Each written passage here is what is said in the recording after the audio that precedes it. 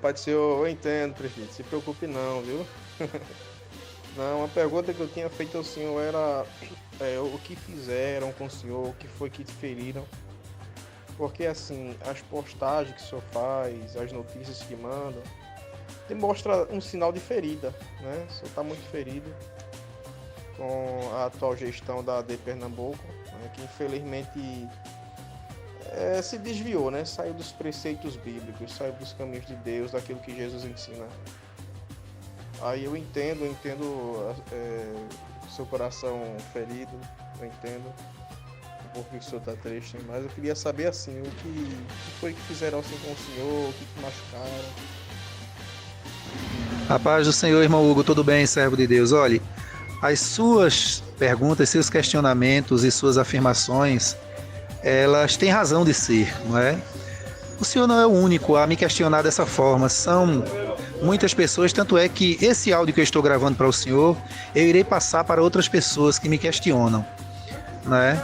E quando o senhor diz que as nossas colocações, as nossas postagens, as nossas denúncias com relação aos desvios de conduta, ao adultério da verdade, as malignidades da presidência da nossa igreja e companhia, demonstram, não é, um sentimento de ferida, de tristeza, de mágoa, verdade, demonstram isso, mas eu quero lhe dizer que, graças a Deus, eu não sofro deste mal, não.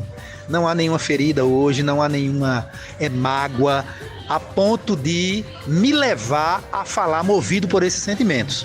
Tá certo? Eu quero dizer ao senhor que eu fui suspenso na mente doente de Ailton, de Cândido e de alguns mau elementos próximos a eles, não é?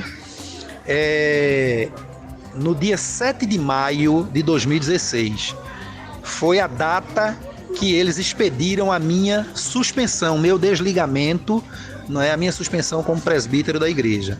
Mas eles já vinham me perseguindo durante todo o ano de 2015, porque foi um ano que antecedeu as eleições de 2016, e o Cândido aqui queria que eu fosse o candidato. Ele sabia que eu seria eleito e entre os mais votados. E ele fez várias reuniões comigo para me convencer que eu fosse o candidato pelo Projeto Cidadania. E eu disse a ele que não queria, não aceitava.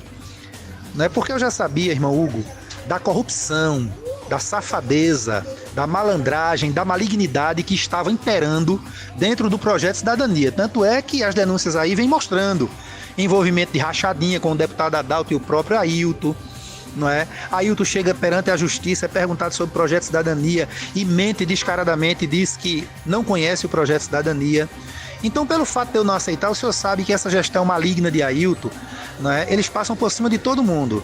Se você contrariar aquilo que eles pensam, eles passam por cima. E Ailton achava que iria fazer comigo o que ele é acostumado a fazer, o que ele já fez com muita gente e o que ele ainda faz, infelizmente. Mas eu preveni ele. Quando estava esse processo do moleque do Cândido me perseguindo aqui em Garanhuns, né, eu enviei e-mails para Ailton dizendo: pastor, eu lhe peço encarecidamente, não tome nenhuma decisão contra a minha pessoa sem antes me ouvir.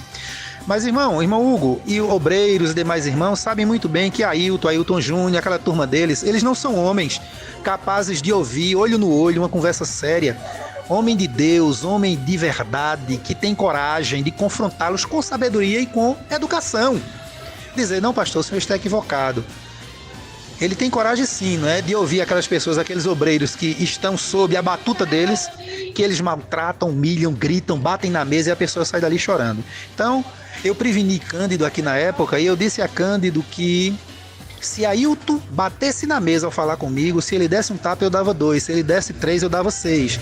Então ele deve ter falado para o desviado presidente dele, que não quis me ouvir em momento nenhum. Resultado, me suspenderam, não é? E a Bíblia diz que aquilo que ligares na terra será ligado no céu, o que desligares na terra será desligado no céu, claro, quando isso é fundamentado em verdade. A igreja, sob a sua liderança, tem autoridade para isso, mas quando isso é fundamentado em verdade e não em mentiras e safadeza de homens como Ailton e Cândido. Então, servo de Deus, eu hoje sou suspenso, tive o meu presbitério suspenso da IADPE, mas nunca deixei de ser crente, pelo contrário, hoje eu sou mais crente do que nunca. Outra coisa, nunca deixei de cear desde aquele dia, não ceio na nossa igreja, exatamente para não impactar os novos convertidos, não escandalizar os novos convertidos. né? Mas nunca deixei de ser em outras igrejas. Hoje, se eu quisesse ser pastor, estar ganhando dinheiro como eles, eu estaria pastoreando igreja grande aqui em Garanhuns, porque convites não faltaram e não faltam constantemente. Mas eu tenho chamado, hoje eu entendo, né? Como a Bíblia diz, que Paulo diz que aprendeu aos pés de Gamaliel, né? Eu aprendi aos pés de Gregório Barbosa de Farias, meu pai, que nos ensinou a ser homem.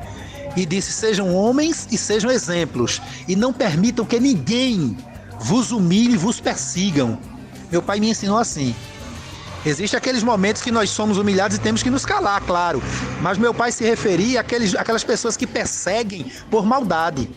Mas para nós confrontarmos esses maus elementos, nós temos que ter vida no altar, exemplo na sociedade, exemplo na família, não é? Exemplo no trabalho, coisa que a maioria desses homens, a começar da presidência da igreja, não tem, irmão Hugo. São homens que são um péssimo exemplo em casa, como pais de família, como esposo, como obreiros. São homens que vivem em pecado de adultério, de prostituição, de roubo, de desvio de dinheiro, desvio de conduta. Não são exemplos. Por isso que a igreja Assembleia de Deus Pernambuco está da forma que está. Tá bom? Então, servo de Deus, quando eu fui suspenso no dia 7 de maio de 2016, eu passei sim uns 4 meses muito ferido, muito magoado. E Ailton, Cândido e alguns maloqueiros que estão ao lado deles, alguns aqui em Garanhuns inclusive, não é, que hoje estão escanteados por eles, levantem a mão para o céu e agradeçam a Deus, Ailton, Cândido, que não aconteceu nada de ruim com eles, porque eu, Giovanni Cardoso, segurei muita gente que queria tomar providências sérias contra esses mau elementos travestidos de homens de Deus. E eu dizia para as pessoas: nós vamos agir como crente. Eu, Giovanni Cardoso, vou agir como crente. E aí eles começaram a nos ameaçar, que ia para a justiça, ameaçar irmãos que iam tirar, aquelas ameaças de moleque, né, que eles são acostumados a fazer. Porque eu entendo, irmão Hugo, que homem de bem, homem de verdade, ele nem ameaça e nem é ameaçado. Porque quando ele é ameaçado, ele toma as providências, não é? E muito menos ameaçar. Um homem de bem, um homem de respeito, ele não ameaça ninguém, não. Isso é coisa de moleque, de maloqueiro, não é? E Ailton e companhia são acostumados a esse tipo de coisa. Então, eu não sei se amando de Ailton, mas alguns pastores, alguns obreiros me procuraram oferecendo dinheiro, querendo fazer acordo para me calar. E eu disse: olha, o tempo de ficar calado passou, esse é o tempo de denunciar. Se Ailton quisesse que eu ficasse calado, teria me ouvido no gabinete dele, porque eu teria dito as verdades olhando no olho dele. E não teria acontecido isso. Talvez tivesse acontecido com outros. Mas por outro lado, irmão Hugo, eu entendo. Porque há 26 anos, já caminha para mais de 26 anos, Deus já falava comigo. Ailton ainda não era nem o presidente. Deus já me preparava para tudo isso. Deus já falava comigo e dizia que iria me usar para tudo isso que está acontecendo. Está chegando ao fim, porque Deus já tem determinado algo sobre Ailton, né? Ele hoje é um homem doente, um homem enfermo. E a pior doença que ele sofre é a doença do pecado, não é? Da soberba. Se houver a soberba desse homem, é de uma forma que quanto mais a coisa piora para o lado dele, mas ele se comporta como o ímpio rei Acabe, que era orientado pela ímpia Jezabel, né? E o ímpio rei Saul.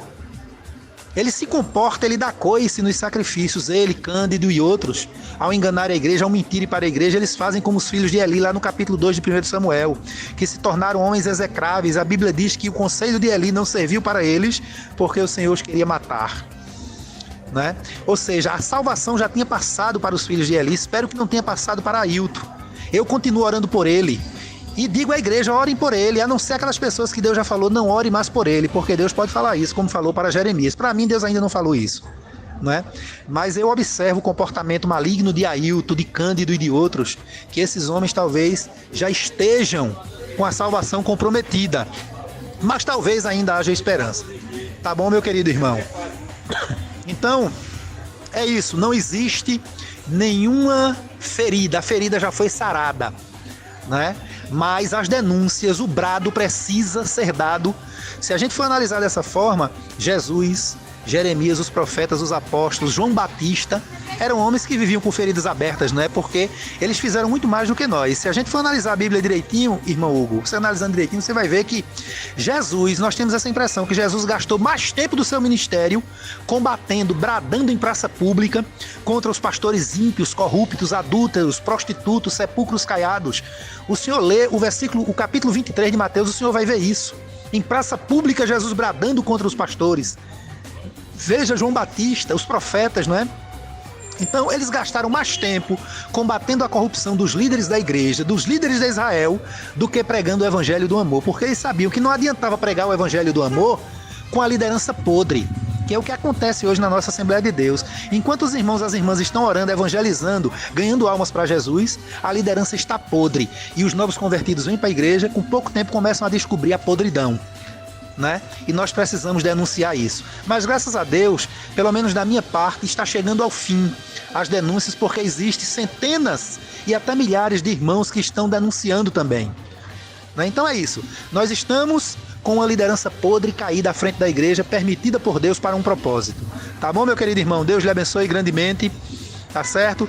Ore pelo seu irmão Giovanni Cardoso. Não existe ferida, a ferida já foi sarada. O que existe é sim indignação contra o pecado, assim como existia no coração de Jesus, no coração dos grandes homens de Deus, e existe hoje no coração dos homens e mulheres de Deus. Que Deus lhe abençoe.